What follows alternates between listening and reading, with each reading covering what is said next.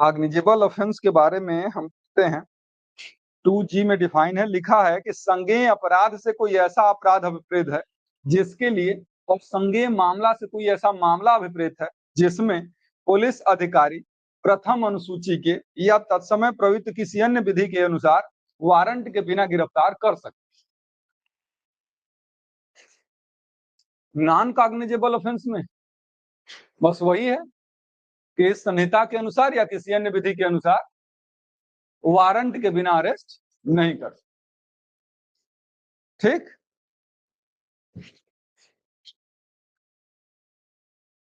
लिख लीजिएगा इसको।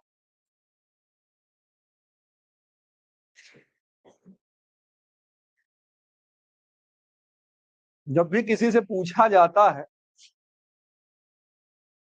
किसी व्यक्ति से ये पूछा जाता है कि कॉग्निजेबल ऑफेंस क्या है ना, तो वो उसमें दिमाग लगाना शुरू कर कि वो कॉग्निजेबल ऑफेंस का मतलब ये कि 3 साल या उससे ज्यादा के कारावास से दंडनीय, ये सब सही आंसर नहीं कहेगा। सही हो सकता है, लेकिन अगर आपसे ये पूछा जाए कि कॉग्निजेबल ऑफेंस क्या है, तो तुरंत आप ये मत बताइएगा कि 3 साल या उससे ज्यादा के कारावास से दंडनीय जो मामले होते हैं वो कॉग्निजेबल होते हैं और अन्य मामले जो होते हैं वो नॉन। ये सही आंसर नहीं हो। जब आप उसमें ज्यादा बताना हो तब ये बात, पहले क्या बताना है। जैसे अगर कोई पूछ दे आम तौर पर कि कॉग्निजेबल ऑफेंस क्या है ना दीपक, गुड मॉर्निंग, कॉग्निजेबल ऑफेंस क्या है और नॉन कॉग्निजेबल ऑफेंस क्या है, तो इतना बहुत संक्षेप में ये बताना है कि जिन मामलों में पुलिस बिना वारंट के अरेस्ट कर सकती है वो कॉग्निजेबल ऑफेंस है, और जिन मामलों में बिना वारंट के पुलिस अरेस्ट नहीं कर सकती वो नॉन कॉग्निजेबल। इतनी बात तो हमको लगता है चाहे पहली बार भी कोई सीआरपीसी देख रहा होगा तो वो उसमें समझ जाएगा कि जिसमें बिना वारंट के अरेस्ट कर सकती है कॉग्निजेबल है, नहीं कर सकती। हालांकि प्रैक्टिकली ये बात सही नहीं है, लेकिन चूंकि डेफिनेशन में लिखा है इसलिए हम बता रहे हैं। इतनी बात सबको क्लियर है? हाँ, ये आंसर होता है कि कॉग्निजेबल। अब अगर आप और बेटर हो गए तो फिर सीधे सीधे डेफिनेशन बता देंगे कि कॉग्निजेबल ऑफेंस से तात्पर्य है और कॉग्निजेबल केसेस से तात्पर्य है कि जिसमें पुलिस प्रथम अनुसूची के या तत्समय प्रवृत्त किसी अन्य विधि के बंदों के अनुसार बिना वारंट के अरेस्ट कर सकती है। ये प्रॉपर डेफिनेशन हो, लेकिन मोटी मोटा अगर आप सोचें तो ये है बिना वारंट के अरेस्ट कर सकती है संज्ञेय अपराध, और नहीं कर सकते असंज्ञेय अपराध। कहाँ है ये बात, तो इतनी बातें तो हम लोगों को याद हो। अब हमने ये बात इसलिए कही क्योंकि जनरली होता यही है कि कॉग्निजेबल ऑफेंस पूछा जाता है तो बताने लगते हैं 3 साल या उससे ज्यादा, ये वो उस बात की बात है। मैं बताऊंगा कि कब वो शब्द यूज करते हैं 3 साल वाला, कब वो यूज होता है। तो डेफिनेशन हो गई कॉग्निजेबल ऑफेंस और कॉग्निजेबल केस की, अरे कॉग्निजेबल ऑफेंस और नॉन कॉग्निजेबल ऑफेंस। अगर नहीं हुई तो अब छोड़ दीजिए, है ना, क्योंकि अब फिर समय आपका खराब होगा। कॉग्निजेबल और नॉन कॉग्निजेबल जो ऑफेंस होते हैं, कॉग्निजेबल और नॉन कॉग्निजेबल,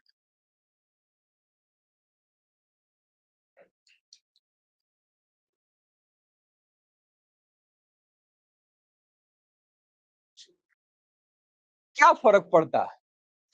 फर्क पड़ता है ये कि अगर दोनों पॉइंट में हम इन्वेस्टिगेशन के आधार पर डिफरेंस करें,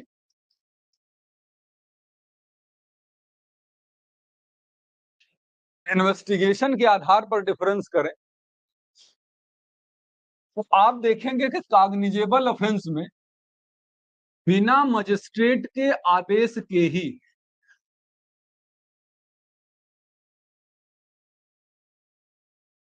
बिना मजिस्ट्रेट के आदेश के ही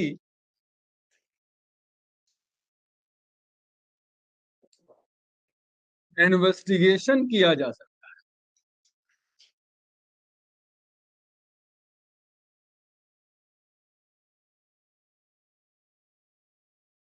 है।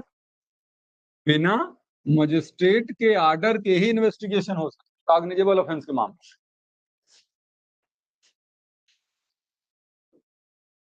मामला सीरियस है ना। अच्छा, ध्यान, ये भी बात आप लोगों को पता होगा। अच्छा, पहले कुछ बेसिक चीजें, क्या फर्क पड़ता है अगर मामला कॉग्निजेबल है और मामला नॉन कॉग्निजेबल। कॉग्निजेबल अगर मामला है तो उसमें जब पुलिस के पास ये इंफॉर्मेशन जाती है तो उसमें पुलिस को इन्वेस्टिगेशन करने से पहले मजिस्ट्रेट से पूछने पाछने की जरूरत नहीं होती। वो अपना इन्वेस्टिगेशन बिना मजिस्ट्रेट से अनुमति लिए ही शुरू करते। लेकिन नॉन कॉग्निजेबल ऑफेंस में ऐसा नहीं कर सकते। कैसा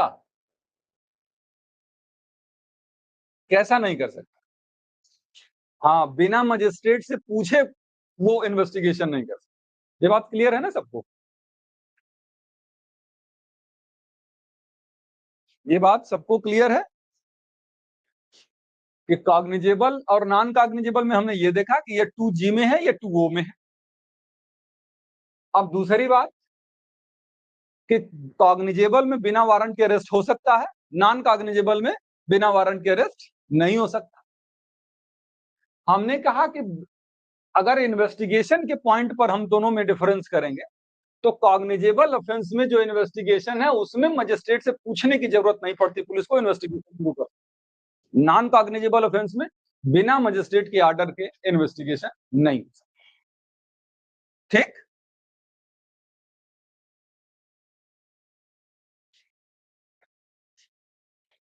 ये बात कहां लिखी गई है?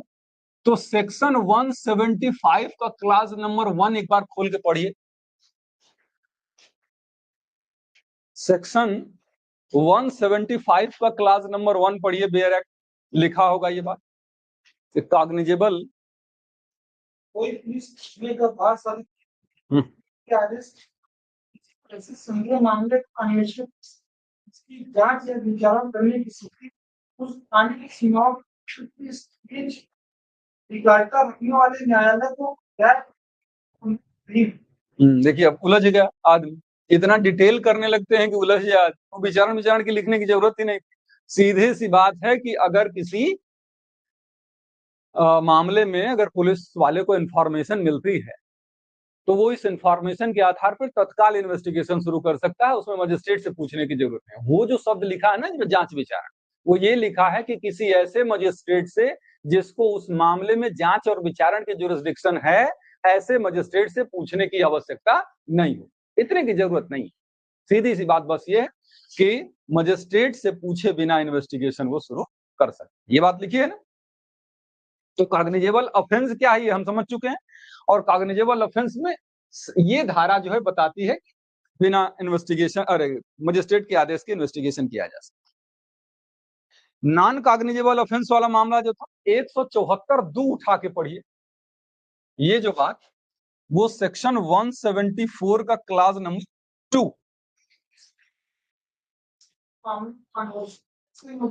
आदेश के बिना नहीं कर इसी ऐसे मामले का विचार करने की या चालान कहने का मतलब मोटी मोटा बात क्या आ गई मेरे कि नॉन कॉग्निजेबल ऑफेंस में बिना मजिस्ट्रेट के आर्डर, और कौन सा मजिस्ट्रेट, जिस मजिस्ट्रेट को उस मामले में ट्रायल या इंक्वायरी करने की जुरिस्डिक्शन है, ऐसे मजिस्ट्रेट से पूछे बिना वो इन्वेस्टिगेशन नहीं कर सकते। कोई कंफ्यूजन है अब तक? जो एकदम से पहली बार पढ़ रहे हैं उनके लिए लोड बढ़ रहा होगा, और इसी वजह से मैं बहुत कम लोड दे रहा हूं, क्योंकि जो धाराएं उलझाने वाली हैं, जो लाइन 3 लाइन लिखा हुआ उसका सार हम बता रहे हैं आप।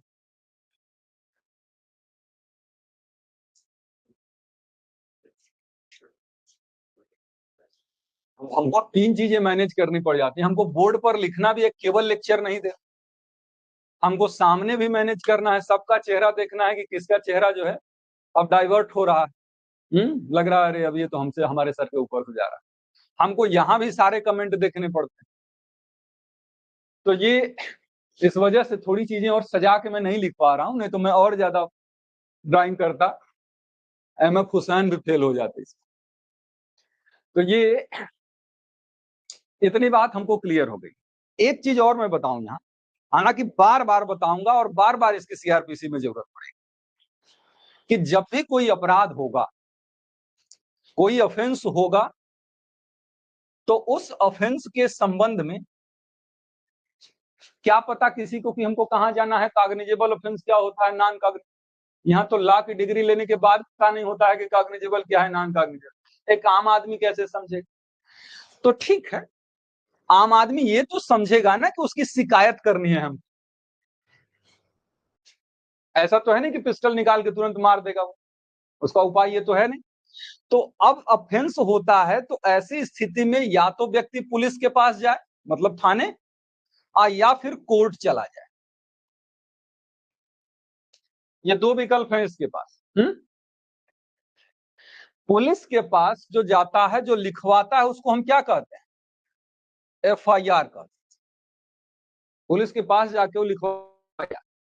FIR केवल और केवल कॉग्निजेबल मामलों में ही होती है, मतलब सीरियस मामले, छोटे मोटे मामलों में FIR नहीं। ठीक, तो वो जाके लिखाएगा FIR। और उसी की बात हम लोग कर रहे हैं ना कि कॉग्निजेबल ऑफेंस में जब FIR लिखाई गई तो पुलिस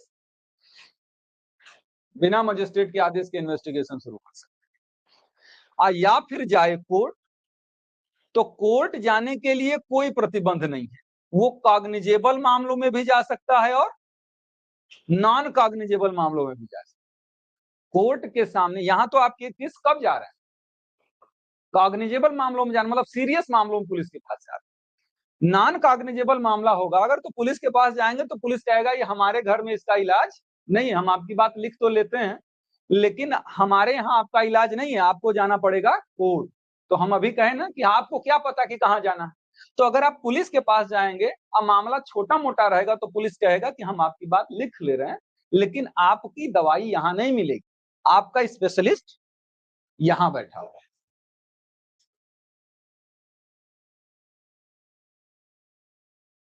इन्वेस्टिगेशन पुलिस ही करे लेकिन आदेश यहां से मिलेगा। यहाँ क्या लिखा है?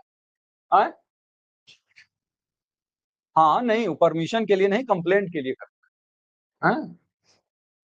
तो ठीक है, पुलिस के पास गए, या फिर मन किया तो आप कहां चले गए?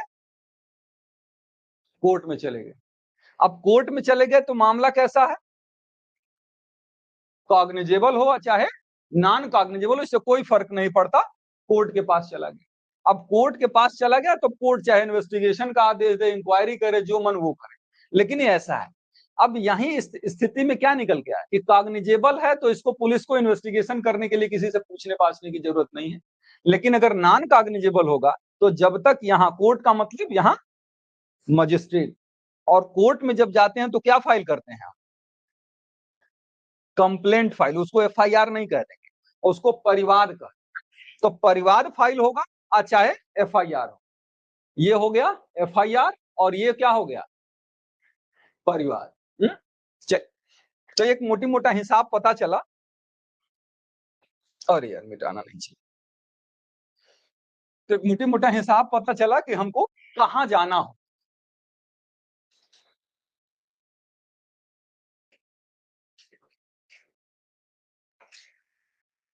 अब एक बात हम लोगों ने डिस्कस कर ली, अब एक चीज और ऐड करवाते हैं आप यही।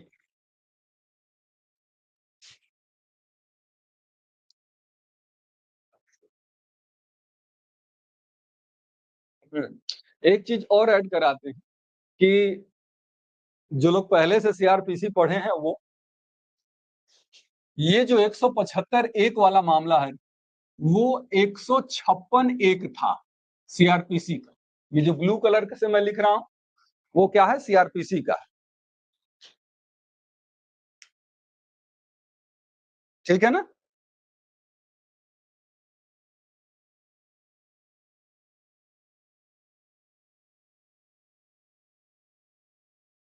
ठीक है ना? तो ये 156(1) में हो गया, और ये कहां जाएगा? 154, और हाँ 154(2) में होना चाहिए, और 154 ये हो ना सर, पुराना बताना है ना,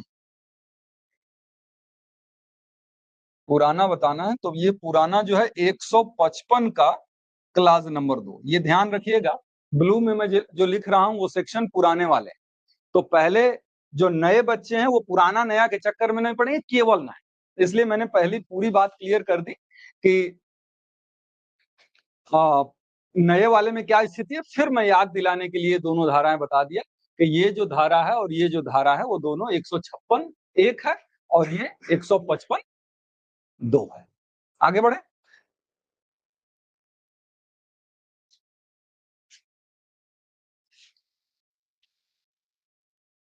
बात अगर अरेस्ट की करें, अभी बात हुई थी अरेस्ट वाले बिंदु, तो अरेस्ट में तो लिखा ही है इसमें डिफिनीशन में कि बिना वारंट के अरेस्ट कर सकती है, और इसमें बिना वारंट के अरेस्ट नहीं कर सकती। कॉग्निजेबल ऑफेंस में बिना वारंट के अरेस्ट कर सकती है। इसके लिए सेक्शन 35 का क्लास नंबर 1 जो है ना, वो बात कहता है कि कॉग्निजेबल ऑफेंस में बिना वारंट के अरेस्ट कर सकती है पुलिस।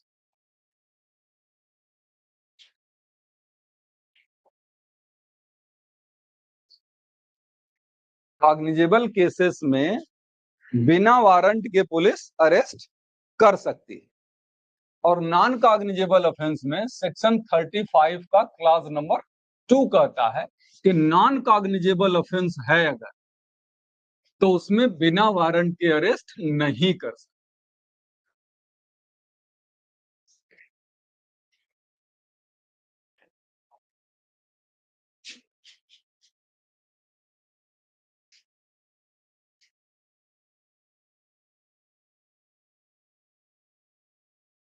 बिना वारंट के अरेस्ट नहीं कर सकते।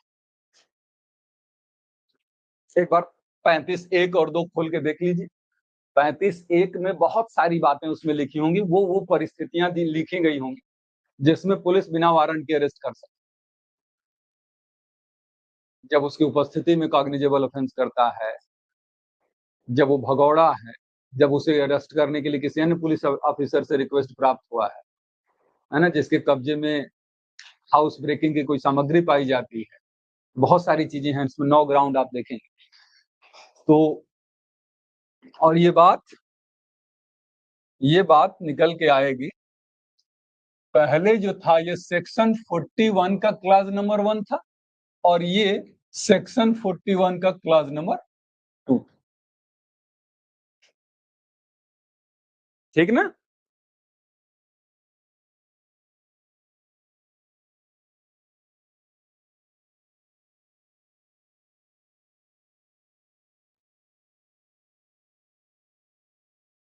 आगे बढ़ो।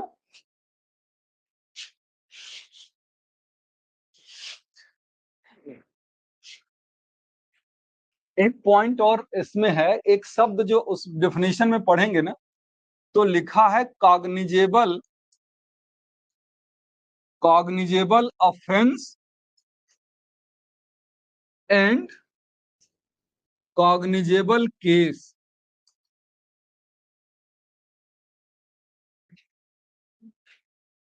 है ना, संज्ञेय मामला, मतलब संज्ञेय अपराध और संज्ञेय मामला डिफिनेशन में लिखा होगा। असंज्ञेय अपराध और असंज्ञेय मामला। असंज्ञेय अपराध कहां डिफाइंड?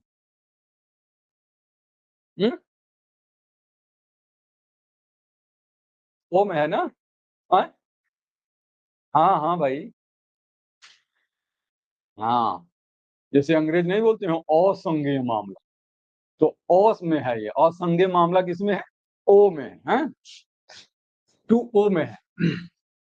तो कॉग्निजेबल ऑफेंस और कॉग्निजेबल केस क्या है ये समझ लेते हैं, चाहे नॉन कॉग्निजेबल ऑफेंस और नॉन कॉग्निजेबल केस क्या है।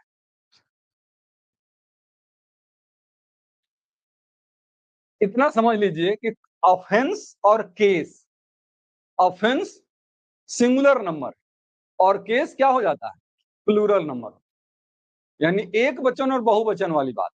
कि जैसे मान लीजिए कि अगर कॉग्निजेबल ऑफेंस हुआ और प्लस कॉग्निजेबल ऑफेंस हुआ, तो ये कैसा मामला बनेगा? कॉग्निजेबल केस कहलाएगा, यानी संज्ञेय मामला का। एक ही तो अपराध का एलिगेशन कहीं लगता नहीं ना, बहुत सारे लग दिए जाते हैं थोक के भाव में। तो अगर कुछ अपराध हैं, मतलब एक से अधिक अपराधों की बात हो रही, और उसमें सारे के सारे अपराध जो हैं क्या हैं, कॉग्निजेबल ही हैं, तो वो केस किस प्रकार का केस बनेगा, कॉग्निजेबल केस बन जाएगा। मतलब ऑफेंस क्या बन गया, केस बन गया। जब एक से अधिक, जैसे चोरी भी हो गई, डकैती भी हो गई, लूट भी हो गया, बहुत सारी चीजें हो गई, तो अब वो एक की बात करेंगे तो ऑफेंस कहलाएगा, और जब सबकी बात करेंगे तो वो मामला बन जाएगा, है ना, कॉग्निजेबल केस हो जाएगा। दूसरी स्थिति कॉग्निजेबल है प्लस नॉन कॉग्निजेबल, मतलब एक ठो कॉग्निजेबल है और एक ठो नॉन कॉग्निजेबल, यानी कुछ कॉग्निजेबल हैं और कुछ नॉन कॉग्निजेबल है, तब क्या बनेगा, तो कॉग्निजेबल ही बनेगा, संज्ञेय मामला बने। एक मछली पूरे तालाब को गंदा कर देती। तो अगर कई सारे अपराध हुए, उसमें से एक भी अगर कॉग्निजेबल है, मैं तो यहाँ तो कॉग्निजेबल नॉन कॉग्निजेबल लिख दिया है ना, अगर 10 ऑफेंस हुए उसमें से 9 नॉन कॉग्निजेबल, एक भी कॉग्निजेबल होगा, तो पूरा केस कैसा बनेगा, कॉग्निजेबल ही बनेगा, है ना। एक मछली पूरे तालाब को गंदा कर देती है, मतलब एक भी कॉग्निजेबल है, तो पूरा का पूरा। ऐसे होता नहीं कि 4 दोस्त हैं और एक दोस्त को भी आवाराई करते आदमी देख लिए, तो रेपुटेशन सबकी खराब हो जाती, ये सब वही होंगे। तो ये कॉग्निजेबल केस तब भी बनेगा। लेकिन अगर मान लीजिए नॉन कॉग्निजेबल हो, आप प्लस नॉन कॉग्निजेबल, तो मामला क्या बनेगा फिर, नॉन कॉग्निजेबल। इसमें सारे के सारे शरीफ हैं।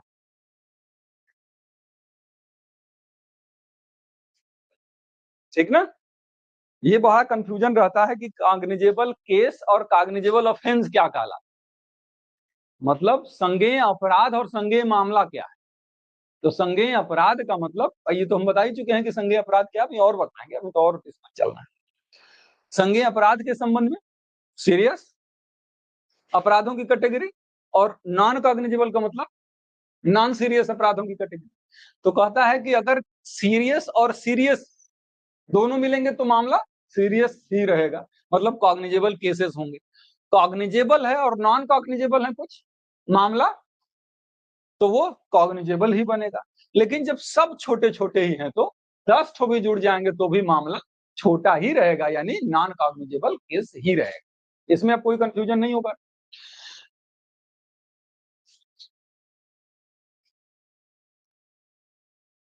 ऑनलाइन वाले बच्चे एक बार थोड़ा सा रिस्पांस दें कि ये सब क्लियर है।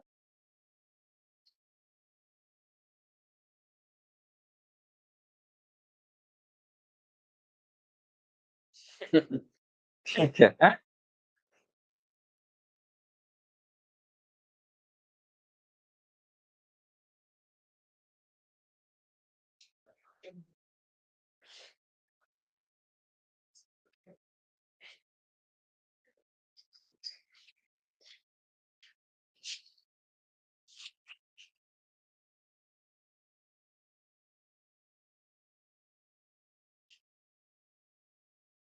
कहीं मान लीजिए गलती से मैं लिख कोई और सेक्शन रहा हूं, बोल कोई और सेक्शन रहा हूं, उसको करेक्ट कर लिया करें, क्योंकि इतनी सारी दिमाग में धाराएं चल रही हैं ना, कि कब पुरानी वाली धारा में मेंशन कर दूं और नई वाली कर दूं, थोड़ा सा हो सकता है, अभी शुरू शुरू में आदत हम लोगों को भी नहीं है ना।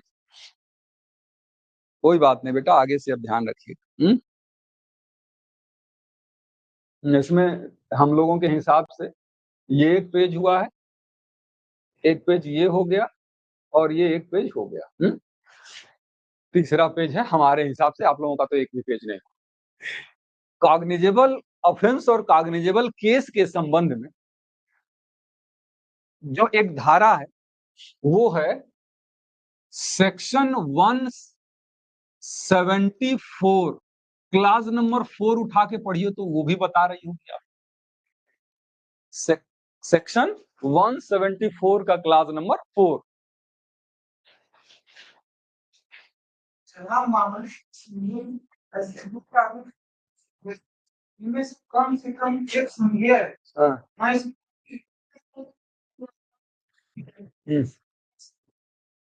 क्लियर है बात, समझाने की जरूरत नहीं है, क्योंकि पहले से आप जानते हैं कि जहां एक भी संज्ञेय है वो मामला पूरा का पूरा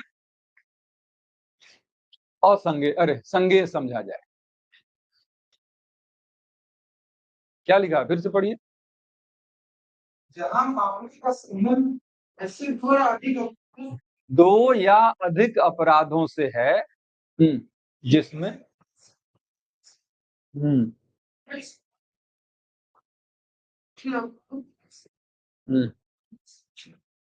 सही है ना, एक भी अगर है तो सब बेकार कर देगी।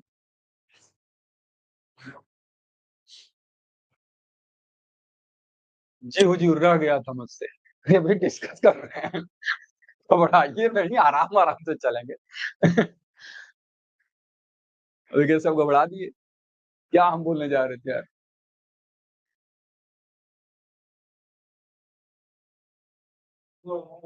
हाँ हाँ ठीक है ठीक है।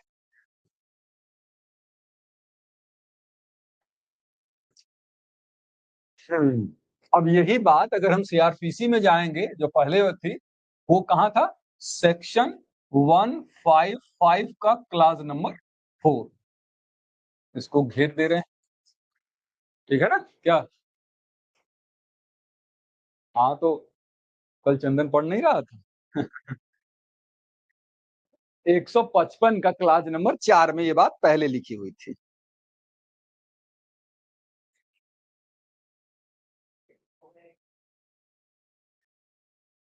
हाँ ये कोई बड़ी बात नहीं है, ये कोई बड़ी बात नहीं है, उसमें एक ठो भी कॉग्निजेबल बना देना कौन सी बड़ी बात।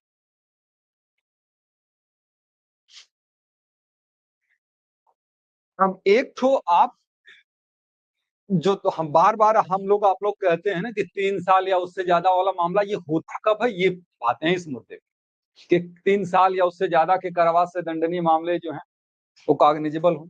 वैसे तो जो फर्स्ट शेड्यूल है ना, जो फर्स्ट शेड्यूल है उसके कॉलम नंबर 4 खोल लीजिए, फर्स्ट शेड्यूल कॉलम नंबर 4 होना चाहिए।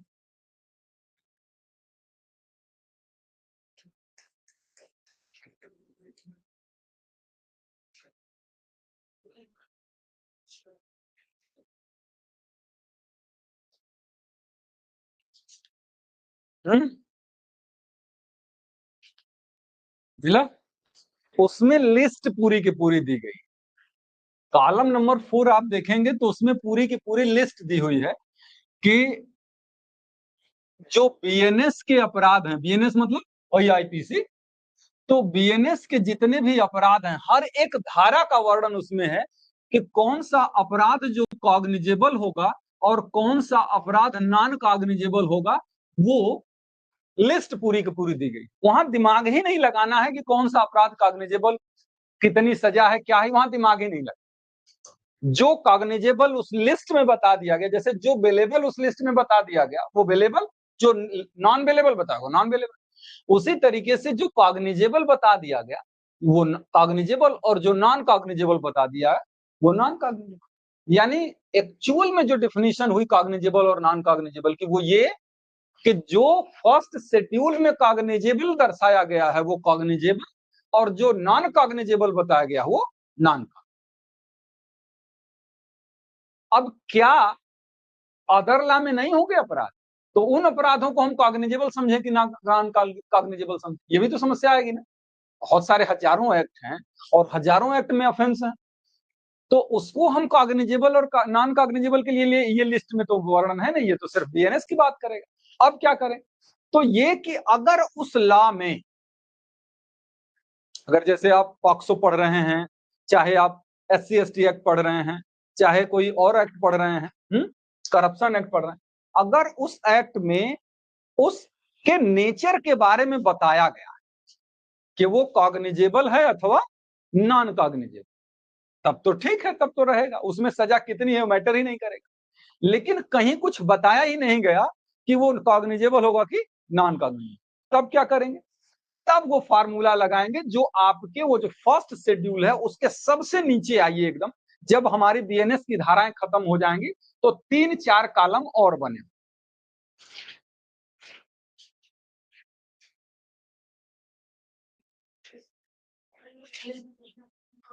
है ना, लिखा है ना, अन्य विधियों के अंतर्गत आने वाले अपराधों का क्लासिफिकेशन।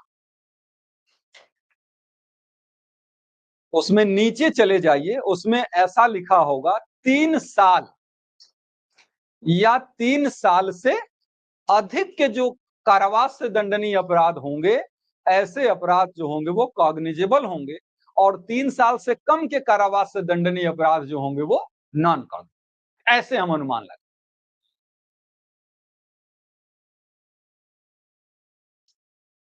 बात समझ में आ रही है कि वो 3 साल वाला इशू आता कहां है जो हम लोग कहते हैं? 3 साल वाला इशू हमारे बीएनएसएस के लिए नहीं है। अदर लॉ के अंतर्गत कोई लॉ बताया गया है, कोई ऑफेंस, और उस ऑफेंस के नेचर को यानी कॉग्निजेबल है नॉन कॉग्निजेबल है ये बात वहां बताई नहीं गई, तो हम अनुमान कैसे लगाएंगे? क्योंकि प्रोसीजर हमको फॉलो करना होगा ना कि कॉग्निजेबल होगा तो कुछ और प्रोसीजर, नॉन कॉग्निजेबल हो तो कुछ और प्रोसीजर। तो क्या प्रोसीजर अपनाएंगे? उस पर्पज के लिए एक फार्मूला लास्ट में दे दिया गया कि जो ऑफेंस 3 साल या उससे अधिक, मतलब 3 साल वाले मामले जो होते हैं वो कॉग्निजेबल होते हैं, 3 साल या उससे अधिक के इम्प्रिजनमेंट से पनिशेबल जो मामला होगा वो चला जाएगा कॉग्निजेबल में, और 3 साल से कम वाला जो मामला होगा वो नॉन कॉग्निजेबल। अब बात समझ में आई? 3 साल। और जब भी आप कहीं जाइएगा परीक्षा उरीक्षा देने के लिए, अब तो बच्चे हालांकि ठीक ठाक तैयार हो गए हैं, तो जब चर्चा उर्चा होती है तो देखिएगा कॉग्निजेबल नॉन कॉग्निजेबल के बीच डिफरेंस से बताएंगे, उसमें 3 साल का भी घुसा देंगे। 3 साल का लॉजिक सामान्यतः नहीं लगता, लेकिन जब हमारे पास कोई ऑप्शन नहीं है, भाई चप्पल कोई हथियार नहीं, लेकिन जरूरत पड़ने पर हथियार बन जाता है, ये हथियार के पर्पज के लिए थोड़ी बनाया गया। तो बस वही चीज है कि आप 3 साल वाला फार्मूला तब लगाएंगे जब कहीं ऑप्शन आपके पास नहीं हो।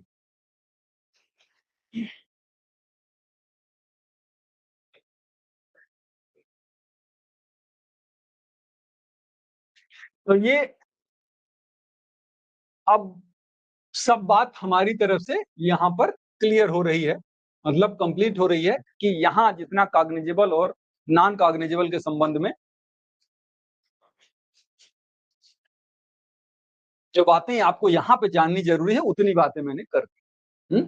20 प्रश्न एमसीक्यू के बनेंगे, इतनी ही बात, और सब कर ले जाएंगे अगर सच में आपने याद करने के साथ साथ हाँ मतलब याद करने के साथ साथ समझा भी है उसके लॉजिक। याद करने वाले ही खुद 10 के आसपास होंगे, कौन कौन से सेक्शन है क्या है, और समझ लिए तो क्या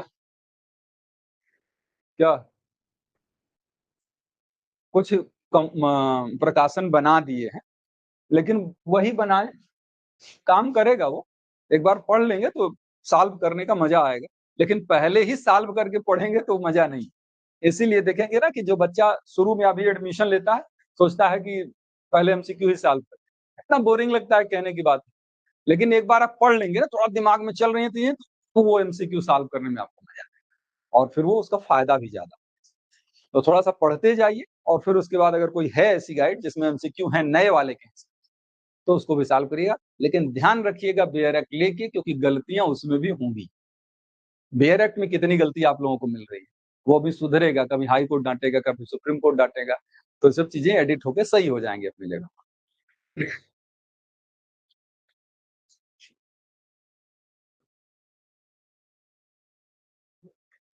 तो मैं कॉग्निजेबल नॉन कॉग्निजेबल छोड़ूंगा, आगे बढ़ते हैं।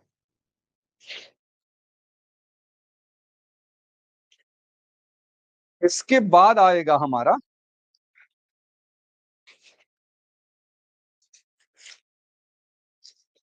देखिए सीआरपीसी जो है ना वो बहुत लेंदी है, तो इसमें बस यही है कि थोड़ा पेशेंस बना के रखिएगा, इतना लोड आगे नहीं आएगा। अभी डेफिनेशन पढ़ रहे हैं तो डेफिनेशन से संबंधित, उससे संबंधित और भी चीजों की चर्चा हम करते जा रहे हैं, ये आपको आगे पढ़ना सरल बने। लेकिन जब हम यहाँ से डेफिनेशन वाले क्लास से आगे बढ़ेंगे, जब हम चैप्टर में आएंगे, तो उसमें आपको इतना कठिन नहीं पड़ेगा, क्योंकि उसमें सीधे सीधे प्रोविजन सिस्टमेटिक तरीके से लिखे होंगे और उसको हम लोगों को रखना होगा, तो उतना प्रॉब्लम नहीं आएगी। नहीं तो ये सोचिएगा कि भैया 4 दिन जब हमको दुइये धारा पढ़ने में लग गया, इस हिसाब से पढ़ेंगे तो 531 धारा पढ़ने में साल हो जाएगा। नहीं, उतनी दिक्कत आएगी नहीं। लेकिन मेहनत तो पड़ ही रहा है आप लोगों को और पड़ेगा।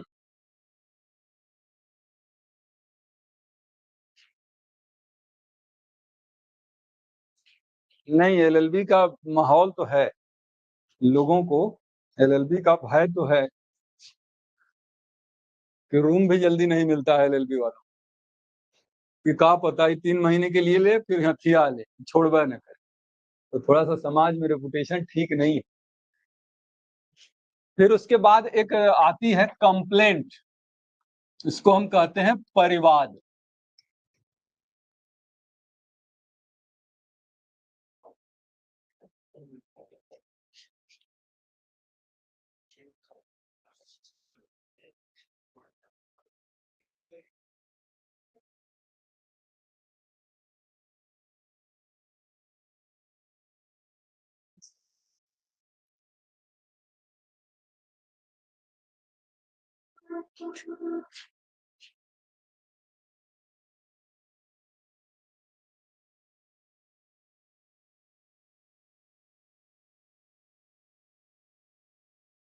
Complaint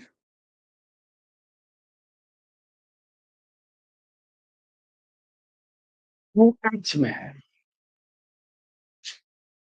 section 2H। ये भी शिकायत ही है। अभी थोड़ी देर पहले हमने इसको थोड़ा सा बताया ही था कि परिवाद कहाँ होगा, मजिस्ट्रेट के पास है, तो मजिस्ट्रेट के पास कंप्लेंट किया जाएगा। तो इसकी डेफिनेशन एक बार पढ़िए और उसको अपने कॉपी में लिखिए पहले।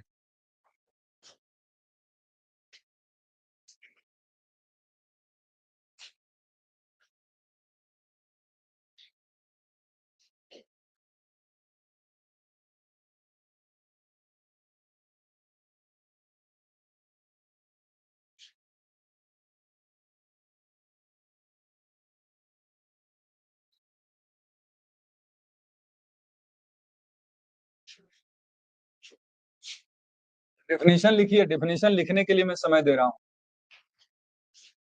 कंप्लेंट की डेफिनेशन लिखिए।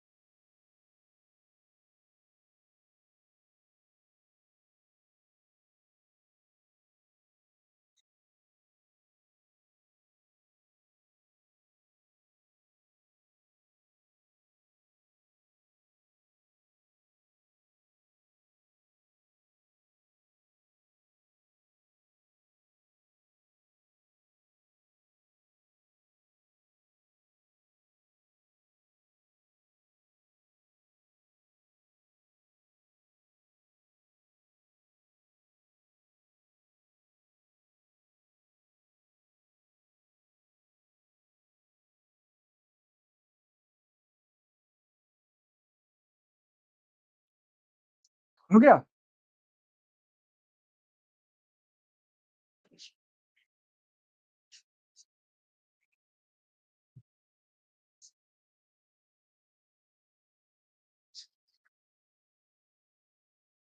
कंप्लेंट की डेफिनेशन जब आप पढ़ रहे हैं तो उसमें लिखा है कि परिवाद से इस संहिता के अधीन मजिस्ट्रेट द्वारा कार्यवाही किए जाने की दृष्टि से मौखिक या लिखित रूप में उससे किया गया यह कथन अभिप्रेत है कि किसी व्यक्ति ने, चाहे वह ज्ञात हो या अज्ञात हो, अपराध किया है किंतु उसमें पुलिस रिपोर्ट शामिल नहीं। तो कंप्लेंट किसको किया जाएगा? मजिस्ट्रेट। देखिए इस डेफिनेशन से जो बातें निकल के आ रही वो क्या आ रही,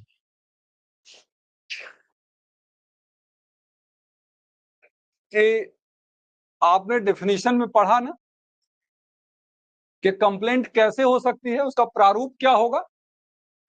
वो ओरल भी हो सकता है और रिटन भी हो सकता है ना, लिखित या मौखिक। तो ये भी समझ लीजिए कि कंप्लेंट करने के लिए उसे लिखित में होना जरूरी नहीं है, ये मौखिक भी हो सकता है। तो फॉर्म कैसा, लिखित या मौखिक हो सकता है। इस प्रकार की ऑफेंस में कंप्लेंट होती है ना। हाँ, किसी भी माने कॉग्निजेबल मामलों में भी हो सकती है और नॉन कॉग्निजेबल मामलों में भी हो सकती है।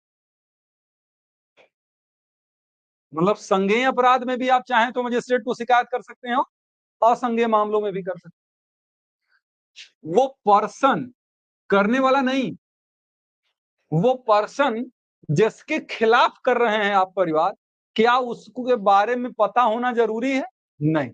वो पर्सन नोन भी हो सकता है और अननोन भी हो सकता है। ये आपके बेयर एक्ट में सारी बातें लिखी हुई।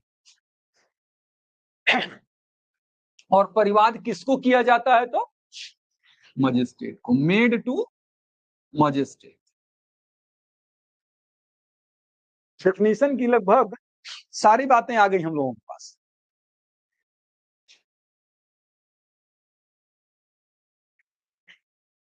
जब कोई व्यक्ति किसी अपराध के संबंध में मजिस्ट्रेट को शिकायत इस उद्देश्य से करता है कि मजिस्ट्रेट इस पर कोई कार्यवाही करे, और ऐसे पर्सन के संबंध में चाहे वो ज्ञात हो या अज्ञात, तो वो परिवाद कहलाता है, जिसके अंतर्गत पुलिस रिपोर्ट आती है।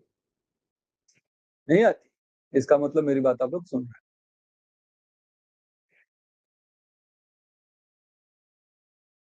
ठीक है, नोट कर लिया।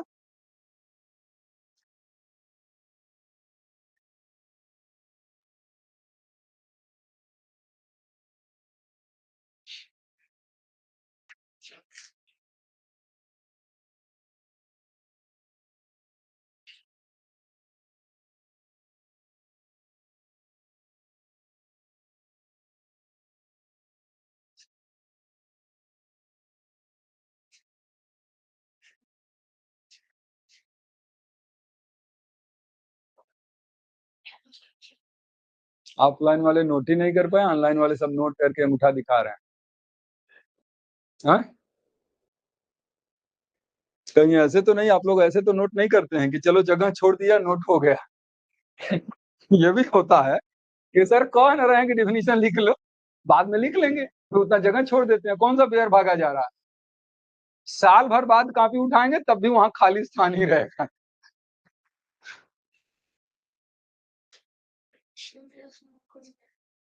चलिए आगे बढ़ते हैं फिर। यानी क्या क्या चीजें निकल के आई, मैं सबकी बात नहीं कर रहा हूं, आप लोग नाराज हो गए, लाल वाला फेस मत भेजिए। इसके इंसेंशियल निकालेंगे।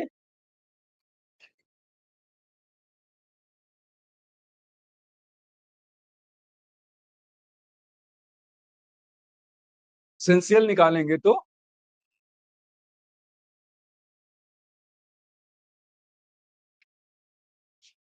जाइए। हाँ, कि कंप्लेंट मजिस्ट्रेट को किया जाता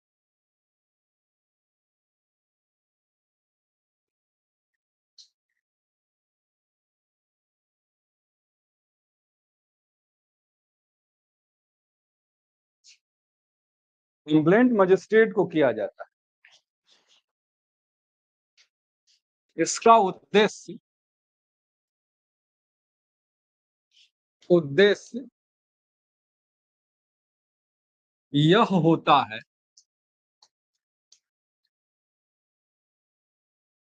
कि मजिस्ट्रेट कोई कार्यवाही करे।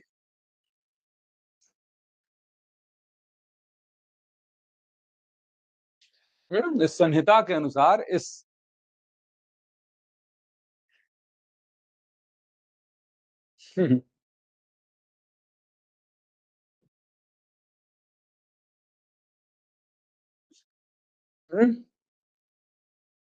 पर्पज के लिए होता है, इस उद्देश्य से होता है कि मजिस्ट्रेट उस पर कार्यवाही करे। तीसरी बात, यह लिखित या मौखिक हो सकता है।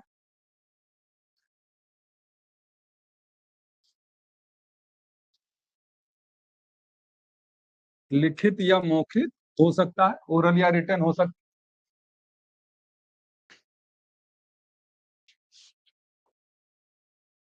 नोन या अननोन,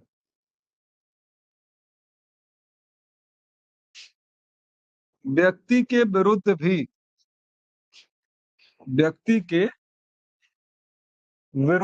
किया जा सकता है।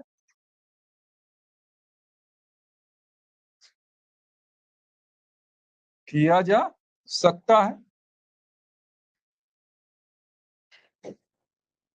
ज्ञात या अज्ञात व्यक्ति के विरुद्ध भी किया जा सकता है।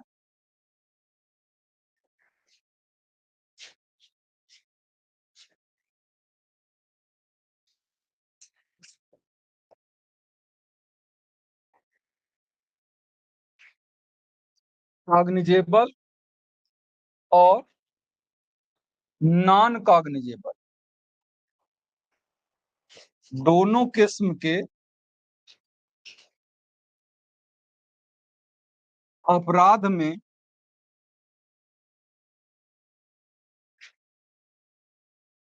कंप्लेंट हो सकती है।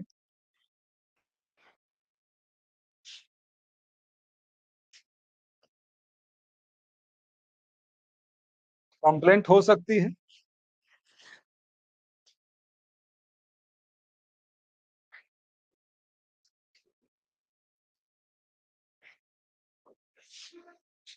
इसमें पुलिस रिपोर्ट नहीं आती।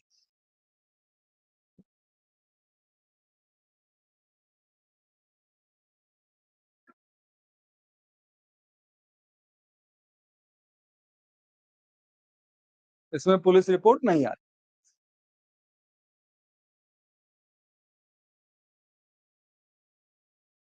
ठीक ना? तो ये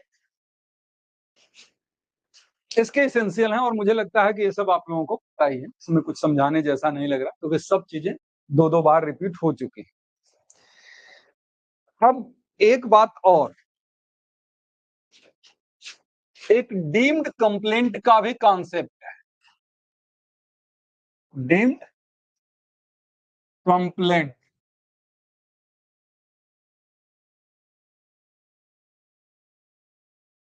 डीम्ड कंप्लेंट कहां है? ये इसी सेक्शन 2H का जो स्पष्टीकरण है ना, इसी को हम कहते हैं डीम्ड कंप्लेंट। 2H के स्पष्टीकरण में जो लिखा है वो डीम्ड कंप्लेंट कहलाता है। पढ़िए एक बार तो।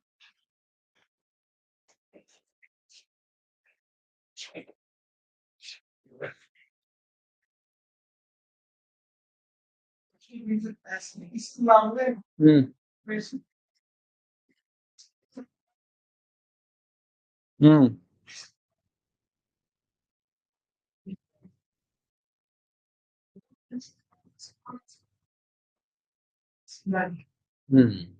कि जहां इन्वेस्टिगेशन के पश्चात,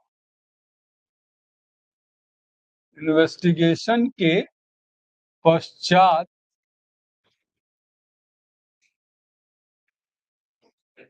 नॉन कॉग्निजेबल ऑफेंस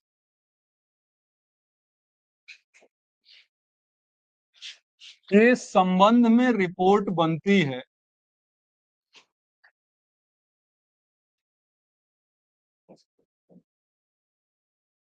के संबंध में रिपोर्ट बनती है वहां इन्वेस्टिगेशन के पश्चात नॉन कॉग्निजेबल ऑफेंस के संबंध में रिपोर्ट बनती है वहां पुलिस अरे वह परिवाद होगी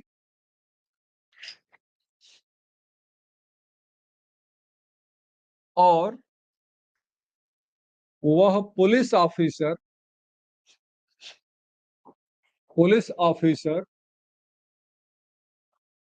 कंप्लेनेंट यानी परिवादी समझा जाएगा।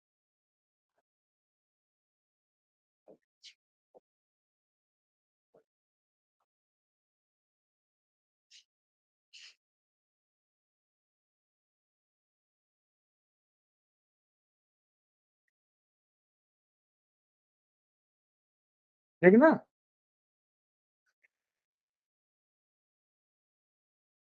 तो डीम्ड कंप्लेंट इसीलिए है कि जब कंप्लेन ना हो लेकिन मान लिया जाए तो उसे अनडीम्ड कंप्लेंट कहते हैं। तो अभी हमने पढ़ा था ऊपर कि पुलिस रिपोर्ट जो होती है, पुलिस रिपोर्ट का मतलब जब इन्वेस्टिगेशन करने के बाद पुलिस चार्जशीट बनाती है एक्चुअल में, और चार्जशीट बना के जब मजिस्ट्रेट के पास करती है तो उस पर भी तो मजिस्ट्रेट कॉग्निजेंस लेता है, लेकिन वो कंप्लेंट नहीं कहलाता। लेकिन कहता है कि अगर पुलिस वाला इन्वेस्टिगेशन करने के बाद, ये ध्यान रखिएगा, असंज्ञेय अपराध की रिपोर्ट बना तब वो मजिस्ट्रेट के पास ले जाएगा तो कंप्लेनेंट वो खुद ही है, और वो शिकायत क्या कहलाएगी, वो जो रिपोर्ट है वो क्या कहलाएगी, कंप्लेंट हो जाएगी। इसी वजह से कि कंप्लेंट जो है, इसी को हम डीम्ड कंप्लेंट कहते हैं, जो एक्सप्लेनेशन में बताया गया। ये भी बात क्लियर है कि जब असंज्ञेय अपराध की रिपोर्ट ले जाके मजिस्ट्रेट के पास सौंपेगा तो उसको हम परिवाद ही कहें। लेकिन अगर आपसे ऐसे कोई पूछे कि क्या पुलिस रिपोर्ट है कंप्लेंट, तो नहीं, सीधी सी बात है, कोई उसमें संकोच नहीं करना, पुलिस रिपोर्ट नहीं है।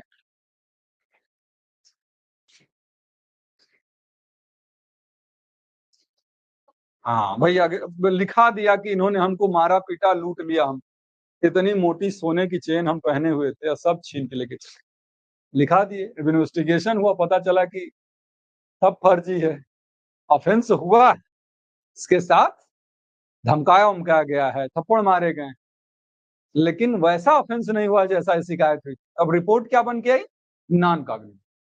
अब वो ले जाके मजिस्ट्रेट के पास तो उसको भी देना। अच्छा, फिर से बता देते हैं, जब कोई ऑफेंस होगा तो पुलिस इसमें इन्वेस्टिगेशन करेगी। अब पुलिस जब इन्वेस्टिगेशन करेगी तो उसकी रिपोर्ट बनेगी। तो रिपोर्ट दो प्रकार की बन सकती है, जिसमें कॉग्निजेबल ऑफेंस का किया जाना प्रकट, और एक ऐसी रिपोर्ट बन सकती है जिसमें नॉन कॉग्निजेबल ऑफेंस का किया जाना। तो कहता है जब कॉग्निजेबल ऑफेंस का किया जाना प्रकट होता है तब तो ये पुलिस रिपोर्ट परिवाद नहीं कहलाएगी, लेकिन नॉन कॉग्निजेबल ऑफेंस का किया जाना अगर प्रकट होता है तो वो कंप्लेंट कर। यही है एक्सप्लेनेशन करने का, और वो पुलिस ऑफिसर ही कंप्लेनेंट हो जाए।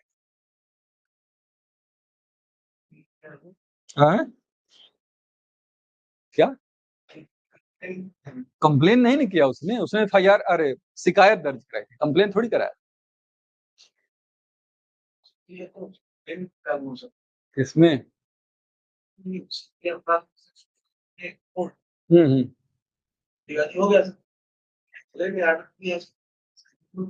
अगर जैसे कि उसने एफआईआर दर्ज कराई, अब एफआईआर दर्ज कराई तो कंप्लेनेंट तो है नहीं। अब पुलिस ने जब एफआईआर दर्ज कराने के बाद रिपोर्ट सौंपी कोर्ट को, तो सौंपने पर वो क्या निकल के आया कि वो नॉन कॉग्निजेबल ऑफेंस। तो नॉन कॉग्निजेबल ऑफेंस में पुलिस वाला क्या हो गया, परिवादी हो गया, वो कंप्लेंट हो गई। तो ठीक है, ये कंप्लेनेंट है, विधेयता है इसका, ये कहलाएगा। लेकिन स्वाभाविक सी बात है कि किसी अपराध में जो सीरियस नेचर के नहीं है उसमें स्टेट क्यों उतना एक्टिव है।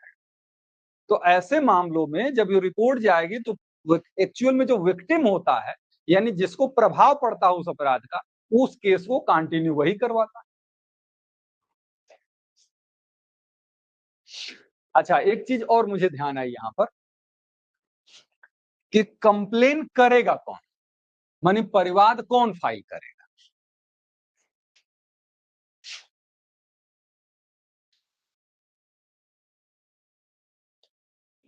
कंप्लेंट कौन फाइल करेगा?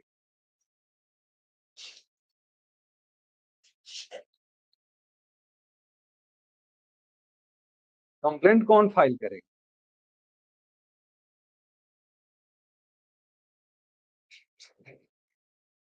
राइट।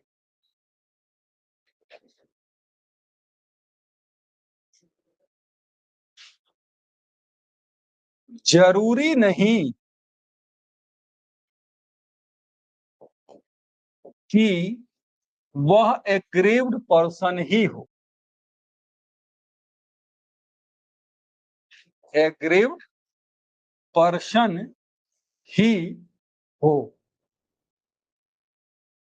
कोई भी कर सकता है। जिसे भी उस अपराध के संबंध में जानकारी है ना, वो जाके उसके लिए कंप्लेंट फाइल कर सकता है।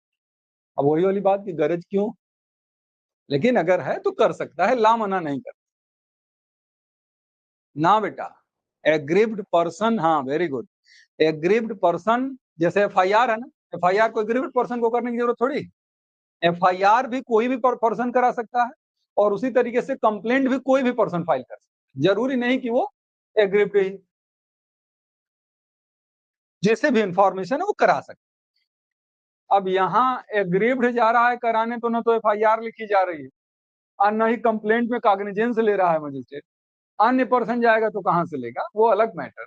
लेकिन करा सकता है, विधिता उसका अधिकार है कि करा सकता है। लेकिन कुछ एक्सेप्शनल सिचुएशन हैं, कुछ एक्सेप्शनल सिचुएशन है जिसमें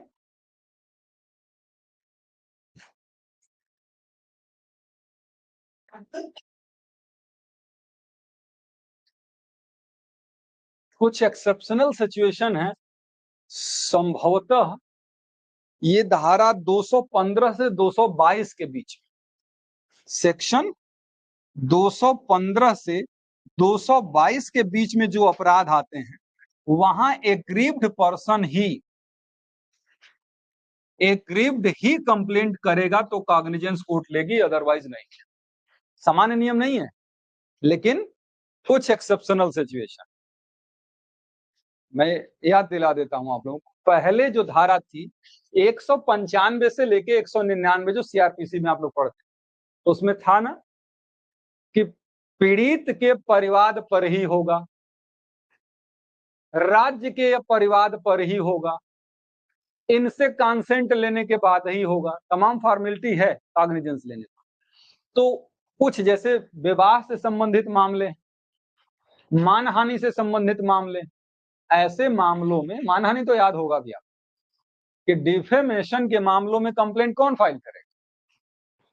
एग्रीव्ड पर्सन ही फाइल करे।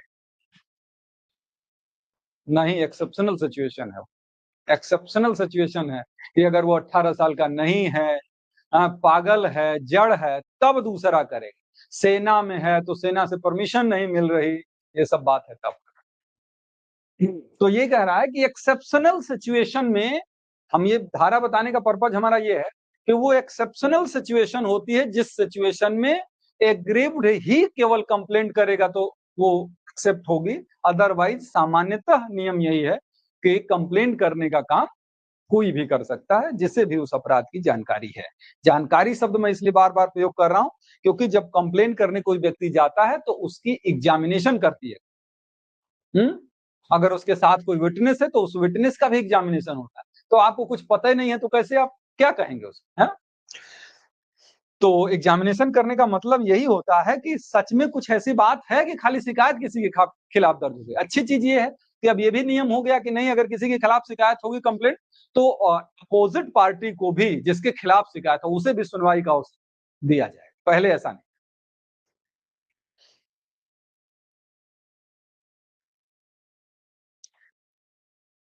अच्छा, अब इस कंप्लेंट के संबंध में, कंप्लेंट का जो हम लोग पढ़ रहे हैं, कंप्लेंट के संबंध में जो प्रोविजन है वो आपका आ जाएगा 223 से लेकर 226 सेक्शन 223 से लेके 226 तक, और ये चैप्टर नंबर जो होगा वो 16 हो।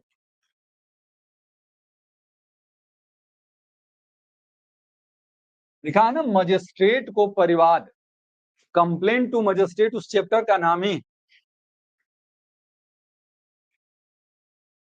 Complaint to magistrate, chapter number 16, 223 से 226। अब यही पुराने वाले सीआरपीसी में जाएंगे तो चैप्टर नंबर 15 हो जाएगा, और सेक्शन जो होगा वो 200 से 203।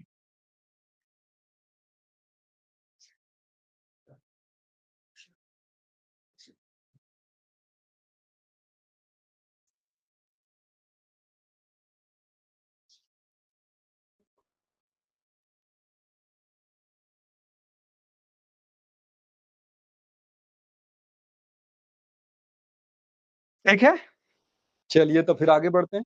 परिवाद भी आपका हो गया। परिवाद के संबंध में, कंप्लेंट के संबंध में 2H में था, 2H में अब हो गया है। पहले परिवाद सेक्शन 2D में हुआ करती थी। मैं बार बार कह रहा हूं, मैं नहीं कर पा रहा हूं अलग बात, लेकिन आप पुराने सेक्शन, पुराना चैप्टर जहां भी हो अगर मेंशन करिएगा तो एक ही पेन होगी जो आपके नोट्स में शुरू से लेके लास्ट तक वही कलर यूज करिएगा, नहीं तो सब खिचड़ी हो जाएगा समझ में। तो 2D में इसकी थी परिभाषा, और 200 चैप्टर जो था उसमें वो 15 था, सेक्शन 200 से लेके 203 तक।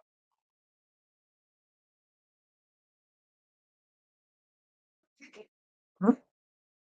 15।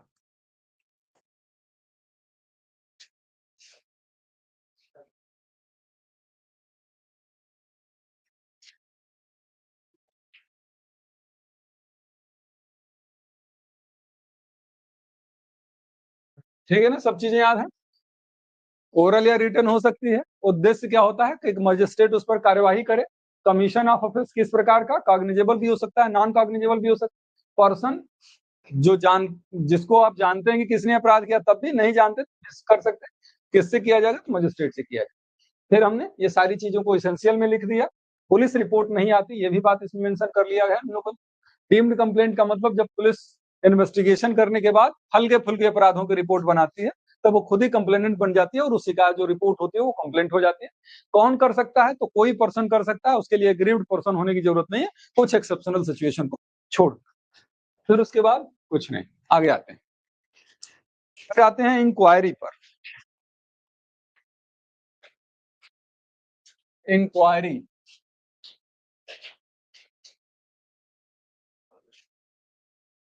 इसको कहते हैं जांच। इंक्वायरी सेक्शन 2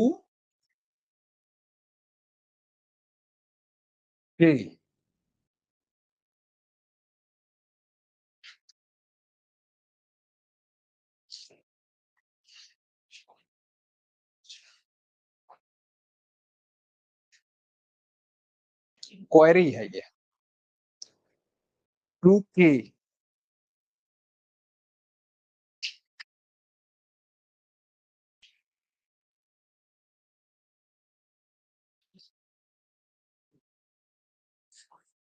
बेटा ऐसा कोई विधिक प्रावधान तो नहीं है, अपना अपना एक्सपीरियंस है।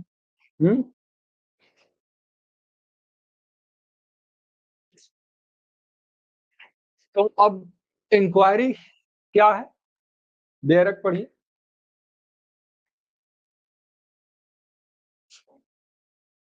पढ़िए।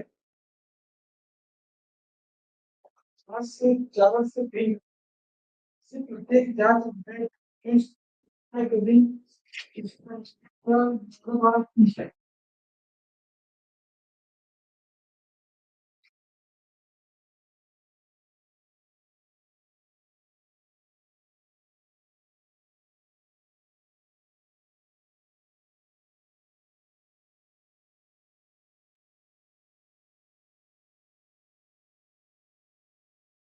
मजिस्ट्रेट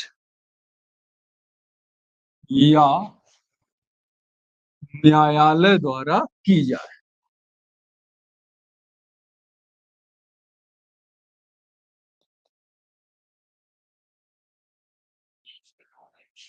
विचारण से भिन्न ऐसी प्रत्येक जांच जो इस संहिता के अधीन मजिस्ट्रेट या न्यायालय द्वारा की जाए।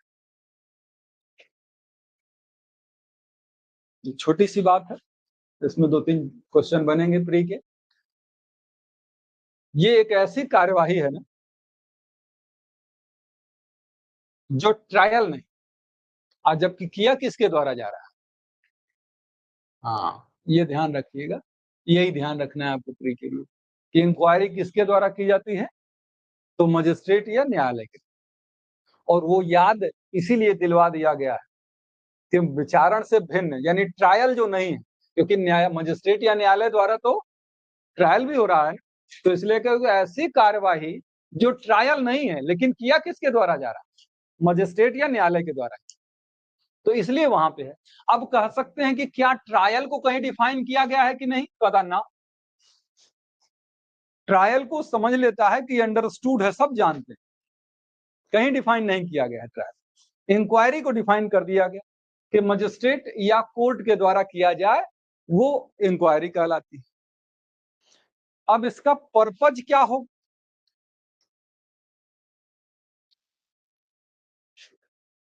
इसलिए इंक्वायरी होती है कि प्राइमा फेसाई कोई मामला बनता है, कोई मामला बनता है अथवा नहीं, अथवा नहीं।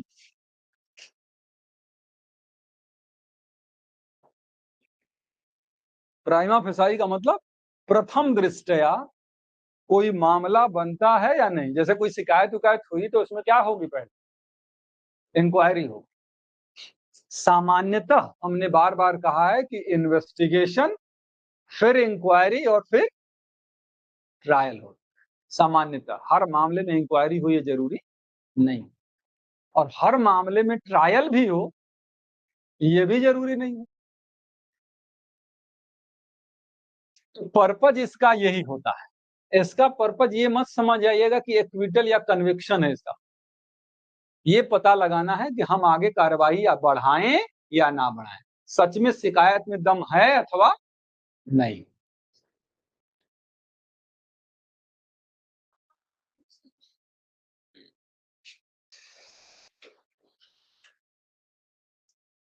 ये जो इंक्वायरी और ट्रायल दोनों हो रही हैं कोर्ट के द्वारा, तो क्या ओवरलैप कर जाएंगी, नहीं, ओवरलैप कभी नहीं करेंगे। जहां इंक्वायरी स्टॉप हो वहां से ट्रायल शुरू। कभी भी ऐसा नहीं कि इंक्वायरी भी चल रही हो ट्रायल, शुरुआत में भी आप लोग धीरे धीरे प्रोसीजर पढ़ेंगे तो समझ में आएगी बात कि पहले इसीलिए तो इंक्वायरी होती है कि बात शुरू किया जाए या नहीं किया जाए।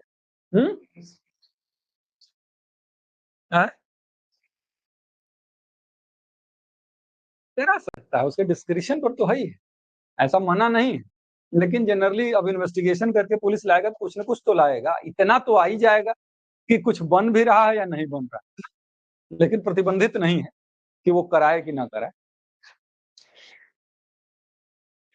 हाँ, एक प्रश्न और इसमें आता है इसके नेचर के संबंध। नेचर जो होता है ये जुडिशियल प्रोसीडिंग मानी जाती है।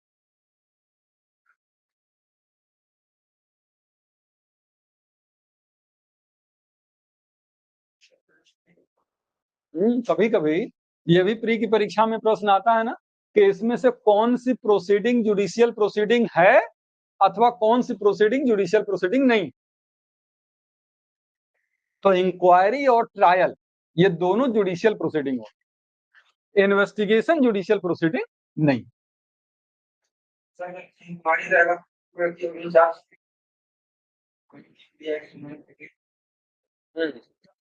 एक्चुअल में जो हम लोग ट्रायल भले पढ़ते हैं इसमें यहाँ धारा से लेके यहाँ तक, एक्चुअल में ट्रायल शुरू होना है चार्ज फ्रेम होने के बाद। ट्रायल का चैप्टर हमारा जरूर रहता है वहां से लेके यहाँ, लेकिन ट्रायल ही नहीं है, ट्रायल का चैप्टर है। तो एक्चुअल ट्रायल जो शुरू होता है किसी मामले में चार्ज फ्रेम होने के बाद। नहीं, उसीलिए तो इंक्वायरी होती है, इसीलिए इंक्वायरी होती है ना। तो जुडिशियल प्रोसीडिंग है ये, ट्रायल भी जुडिशियल प्रोसीडिंग है। अब क्या इस बीएनएसएस के अंतर्गत इंक्वायरी होती है? बिल्कुल होती है, तभी तो उसकी बात हम लोग कर रहे हैं, लेकिन जनरली नहीं होती। 531 धाराएं आप पढ़ेंगे और उस 531 धाराओं में कुछ ही ऐसी धाराएं हैं जिसमें इंक्वायरी। लिख लीजिए इसमें जो धाराएं हैं,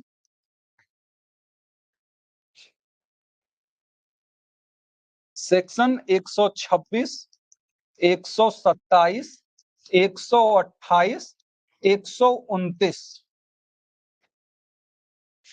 144, 152, 163, 164, 166, 167, 225 और 379, ये सब ऐसी धाराएं हैं जिन धाराओं में इंक्वायरी होती है।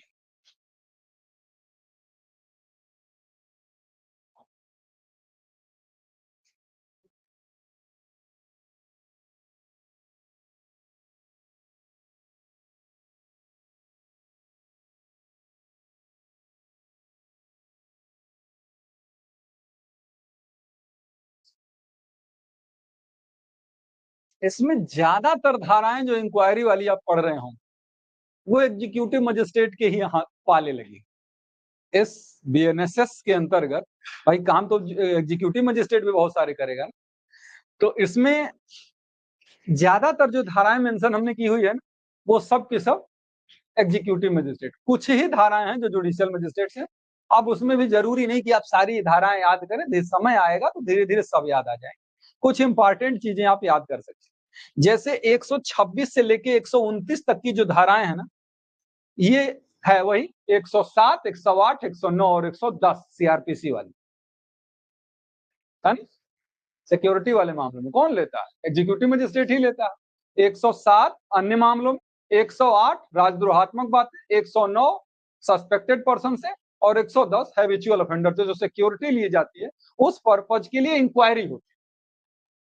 इंक्वायरी होती है ना, तो जो इंक्वायरी होती है उसमें इंक्वायरी होती है, तो ये धाराओं के अंतर्गत इंक्वायरी।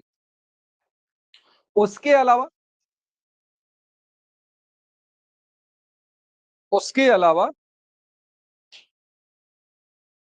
ये जो 144 वाला है, जो 144 है ये भी इंपॉर्टेंट है, क्योंकि सीआरपीसी का 125 जो है ना वो मेंटेनेंस से रिलेटेड, उसमें ट्रायल नहीं होता। मेंटेनेंस को डिसाइड करने के लिए विचारण नहीं होता, क्योंकि विचारण का पर्पज ये करना होता है कि कन्विक्ट करें या एक्विट करें। मेंटेनेंस में कैसा एक्विटल करने से, उसमें तो ये पता लगाना है ना कि सच में जो मेंटेनेंस की मांग की जा रही है वो मेंटेनेंस का व्यक्ति हकदार है कि नहीं है।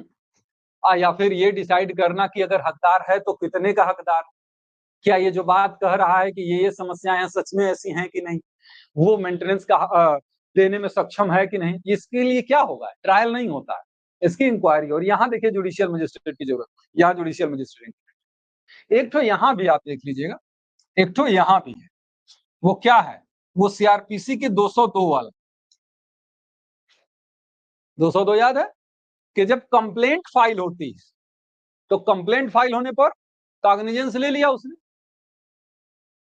अब कॉग्निजेंस लेने के बाद उसे लग रहा है कि बात आगे बढ़ाने से पहले इंक्वायरी तो कर लें, तो 202 के अंतर्गत इंक्वायरी करता है मजिस्ट्रेट। तो इंक्वायरी कौन करता है? जुडिशियल मजिस्ट्रेट करता है। तो वो बात है, दिमाग पर जोर मत डालिएगा नहीं तो ब्लास्ट कर जाएगा, है ना। बस इतना समझ लीजिए, कॉपी में लिख लीजिए। जितनी समझ बढ़ती जाएगी, ये सब धाराएं जो हमने अलग की है ना, आप अपने से अलग कर लें। तो ठीक है ना, तो ये सेक्शन मेंशन कर लीजिएगा आप जरूर कि 126, 127, 28, 29 यही वाली बात, फिर 144, 152, 163, 164, 166, 167, 225, 379 ये ऐसी धाराएं हैं जिसमें इंक्वायरी होती है। बाकी मामलों में इंक्वायरी नहीं।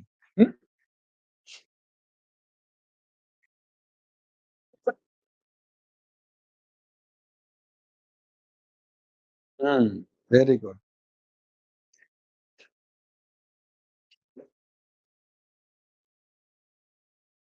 अब इंक्वायरी के लिए जो पुराना था वो सेक्शन 2G, इसीलिए हम लोग कहते थे जिंक्वायरी होती है, लेकिन अब जिंक्वायरी नहीं होती, अब क्वायरी होती है। तो यहीं रोकना पड़ेगा क्योंकि अब हम लोग 1 मिनट और थोड़ा सा लेंगे आपका।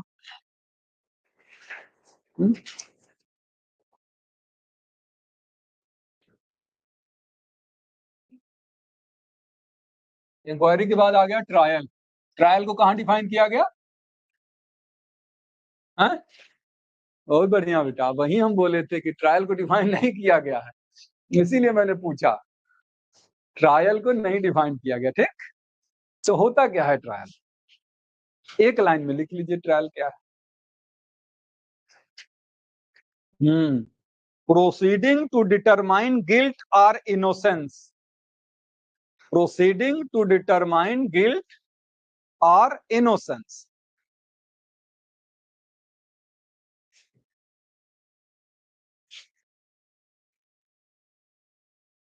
एक ऐसी कार्यवाही जिसके द्वारा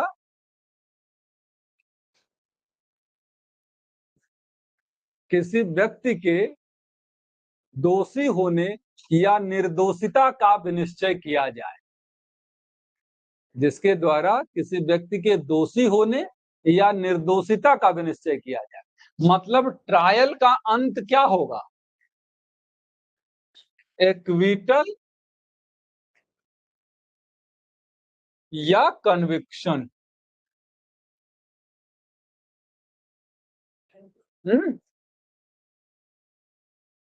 इसका अंत इसी से होगा, समाप्त हो जाएगा। इसको डिफाइन नहीं किया गया, किया किसके द्वारा जाएगा? न्यायालय के द्वारा ही हो, जैसे इंक्वायरी होती है।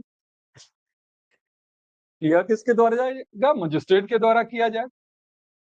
लेकिन इसका पर्पज दोषमुक्त या दोष सिद्ध करना है, जबकि इंक्वायरी का पर्पज दोषमुक्ति या दोष सिद्धि नहीं, ये पता लगाना कि मामला बन रहा है अथवा नहीं है, कार्यवाही करने के लिए सफिशिएंट ग्राउंड है अथवा नहीं है। एक प्री का प्रश्न और आता है यहां से, ये कि एक सफल अभियोजन का क्या परिणाम। तो एक जगह रहेगा दोष मुक्ति, दोष सिद्धि, उन्मोचन, और इस तरीके से ऑप्शन रहेंगे। Acquittal, conviction, discharge. क्या सफल अभियोजन का मतलब दोष मुक्ति या दोष सिद्धि नहीं होती, दोष सिद्धि होता, क्योंकि प्रोसिक्यूशन कन्विक्ट कराने के लिए हो, न्यायालय उसमें ये चेक करता है कि कन्विक्शन हो रहा है या एक्विटल हो।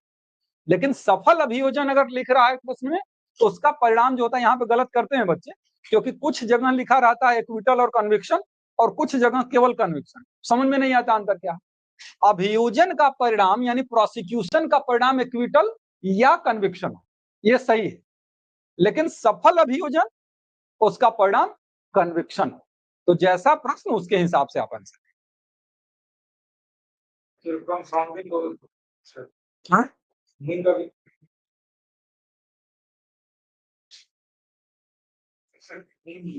किसका?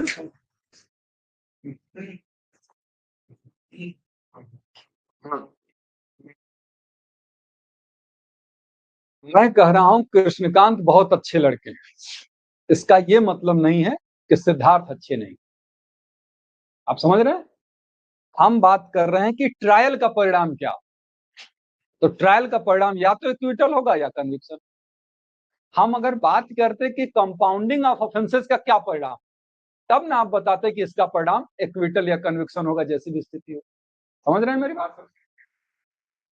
मैं कह रहा हूं कि अगर उससे आपका ये सवाल होता तब ना आप उसका आंसर देते कि ये होगा। हमारा सवाल ही दूसरा है, हम ट्रायल के कॉन्सिक्वेंस की बात कर रहे हैं। चलिए ठीक है, फिर मिलेंगे अगली क्लास में, मतलब कल। उससे पहले आप लोग जीएस वाली क्लास देखिएगा, और जो बच्चे पार्टनरशिप वाले हैं वो रेडी रहेंगे 15 मिनट बाद। वाह प्रभा वाह, थैंक यू।